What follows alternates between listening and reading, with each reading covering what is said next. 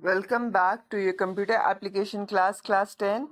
In this part of the video, we will switch over to your new topic, that is string handling in Java. In this chapter, we will learn about creating strings, assessor method of strings, working with strings, string buffer class, and assessor method of string buffer. Let's go through the contents. Introduction, they had written, Java provides built-in classes and method defined under different libraries to deal with input-output operations. These libraries can be imported with the class using import command. Similarly, Java provides various built-in methods to handle character string data defined in java.lang package.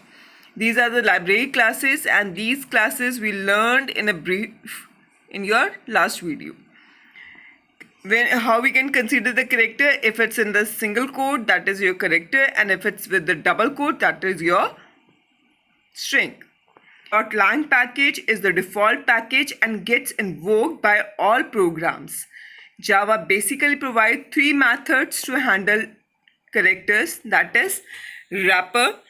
Wrapper class wraps the char in character object. An object of type character contains a single field whose type is char. So the char value is converted into character object. This character class also offers a number of useful class methods for manipulating characters.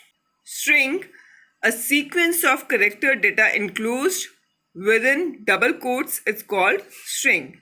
String objects are read-only or immutable. Immutable means they cannot be changed once they are created.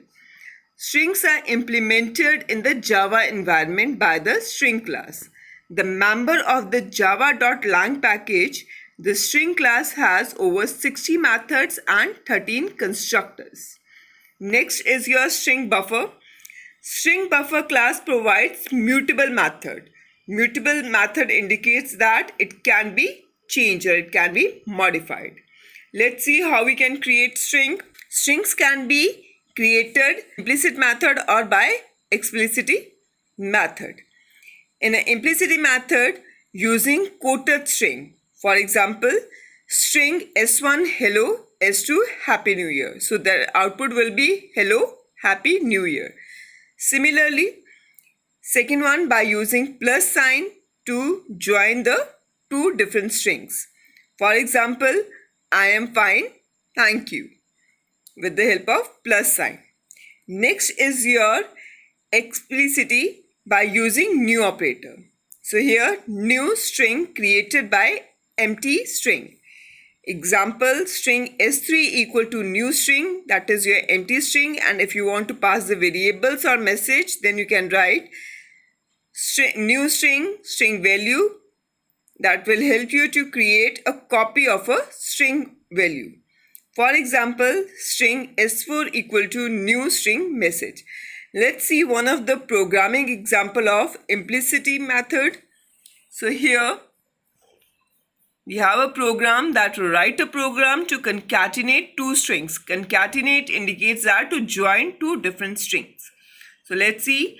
Public string class is string demo1. Public static void main string args. Then string S1 value is hello. S2 value is Merry Christmas. And S3 value we are writing S1 plus. And now see here, we are using the double quotes without any values. That will indicate space and then plus S2. And then system.out.println, after concatenation S3, the value should be equal to S3.